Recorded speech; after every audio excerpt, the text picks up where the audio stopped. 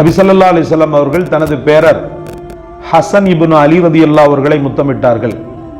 அப்போது அங்கிருந்த அக்ரா இப்னு ஹாபிஸ் ரலியல்லாஹு, எனக்கு 10 குழந்தைகள் உண்டு, அவர்களில் எவரையும் நான் முத்தமிட மாட்டேன் என்று கூறினார்.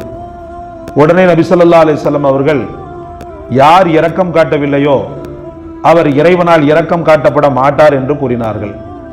அபூ ஹுரைரா ரலியல்லாஹு, புகாரி, முஸ்லிம்.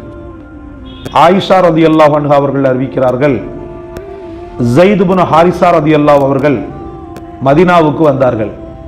அப்போது நபி ஸல்லல்லாஹு அலைஹி வஸல்லம் அவர்கள் என் வீட்டில் இருந்தார்கள். அவர்களிடம் வந்த அவர் கதவை தட்டினார். உடனே நபி ஸல்லல்லாஹு அலைஹி வஸல்லம் அவர்கள் தன் ஆடையை இழுத்து கொண்டு விரைந்து சென்றார்கள்.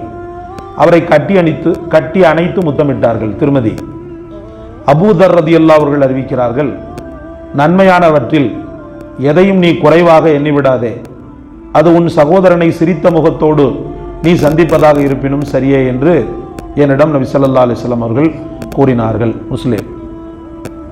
அப்துல்லா இப்னு உமர் ரலியல்லாஹு அவர்கள் அறிவிக்கிறார்கள், நாங்கள் நபி ஸல்லல்லாஹு அலைஹி வஸல்லம் அவர்களை நெருங்கினோம், அவர்களின் கையில் முத்தமிட்டோம். அபூ தாவூத். அல்லாஹ்வின் நல்லடியார்களே, ரப்புல் ஆலமீன் நமக்கு தந்த ஒரு பெரிய நிஅமத்து குழந்தைகள். வதன்னு குழந்தைகளை பெற்று போட்டுட்டு அன்பை நேசத்தை அந்த பிள்ளைகளுக்கு கொடுக்காம இருக்கும்போது அதில் எந்த அர்த்தமும் இல்லை. சிறந்த தகப்பனாக அவன் வாழவே முடியாது. பிற்காலத்தில் நம்மை பற்றி நம்முடைய பிள்ளைகள் நினைக்கக்கூடிய இனிமையான நினைவுகள் தான் நம்மளை என்ன செய்யும், அந்த பிள்ளைகளோடு அட்டாச்மெண்ட்டாக இருக்க வைக்கும். நாம் ஒரு காலகட்டம் ஒரே கரடு முரடா சிங்கம் புலி மாதிரி இருந்தோன்னு வச்சுக்கிறோங்களேன், அவன் அதே நிலையில தான் என்ன செய்வான்டா, தன் தகப்பனையும் தாயையும் அதே மாதிரி தான் பிற்காலத்தில் என்ன செய்வான், பார்ப்பான். அதனால பிள்ளைகளை தேவைப்பட்டா கொஞ்சிறதுல எந்த தப்பும் கிடையாது. அந்த சஹாபி ஆச்சரியமா சொல்றாரு, அக்ரா இப்னு ஹாபிஸ், 10 குழந்தைகள் இருக்கு, அதுல ஒருத்தரை கூட நான் முத்தமிட மாட்டேன். உடனே பெருமானார் ஸல்லல்லாஹு அலைஹி வஸல்லம் அவர்கள் சொல்றாங்க, யார் இரக்கம் காட்டவில்லையோ அவர் இறைவனால் இரக்கம் காட்டப்பட மாட்டார். அப்ப இரக்கத்துல ஒரு வகைன்றது தெரியுது. முத்தமிடுறது அப்படின்றது இரக்கத்துல ஒரு வகை. நம்ம பிள்ளைகளை, நம்ம குழந்தைகளை, மற்ற பிள்ளைகளை முத்தமிடலாமான்னு சொன்னா அதுலயும் வரையறையை இஸ்லாம் தருகிறது. ஒரு ரொம்ப சைல்டா இருந்துச்சுன்னா, குழந்தையா இருந்துச்சுன்னு சொன்னா ஆண் குழந்தை பெண் குழந்தை பாரபட்சம் இல்லை. ஆனா அதே இது ஒரு 7 வயது பெண் குழந்தையை முத்தமிடலாமாண்டா நிச்சயமா கூடாது. ஏன்னா இப்போ உள்ள காலகட்டமும் சரியில்லை. ஒரு காலம் இருந்துச்சு, அப்பம்லாம் எப்போ நம்முடைய மூதாதையர்கள், நம்முடைய முன்னோர்கள்லாம் பக்கத்து வீட்டில் குழந்தைய 2 நாள் கூட விட்டுட்டு போவாங்க. ஆனால் இப்போ உள்ள காலகட்ட சிச்சுவேஷன் சரியில்லாததுனால இப்போ என்ன செய்ய வேண்டாம், அது இந்த மாதிரி ஒரு நம்ம நல்ல மனதோடு தான் இது பண்ணுவோம். ஆனால் பார்க்கின்ற கண்கள் குரூரமான கண்களாக இருக்கும்.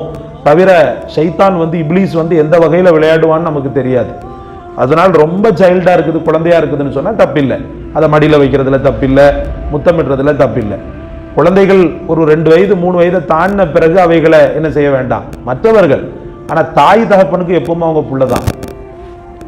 ஒரு வயதுக்கு வந்த பெண்ணை தகப்பன் முத்தமிடலாமான்னு சொன்னா தப்பில்லை, நெற்றியில முத்தமிட்டுக்கிற வேண்டியதான். வயதுக்கு வந்த பெண்ணை ஒரு தகப்பன் முத்தமிடுறாரு, கூடுமா கூடாதா அப்படின்னு சொன்னா கூடும். ரசூலுல்லாஹி ஸல்லல்லாஹு அலைஹி வஸல்லம் அவர்கள் தன்னுடைய அருமையான மகள் ஃபாத்திமா ரலியல்லாஹு அன்ஹா அவங்களை என்ன செய்வாங்கன்னு சொன்னா முத்தமிட்டு இருக்கிறாங்க. என்ன ஒண்ணு, நெற்றியில முத்தமிடணும், கன்னத்துல முத்தமிடுறது அதை என்ன செஞ்சுக்கிற கூடாது, வச்சுக்கிற கூடாது, கைகளில் முத்தமிடலாம். அதே போல வாப்பாவும் என்ன செய்யலாம், அந்த பெண் குழந்தைகள். தாய்க்கு கட்டுப்பாடு கிடையாது, தாய் எங்கேயும் முத்தமிட்டுக்கலாம். அல்லாஹ் ரப்புல் ஆலமீன் பிள்ளைகளின் மீது பாசம் செலுத்தி அதே போல நம்மை அண்டி வாழக்கூடிய ஏனைய முஸ்லிம்கள் சகோதரர்கள் மீதும் பாசம் செலுத்தி சிறந்த மூமினாக வாழ்வதற்கு அல்லாஹ் உங்களுக்கும் எனக்கும் தௌஃபீக் செய்வானாக. சுப்ஹானல்லாஹ்.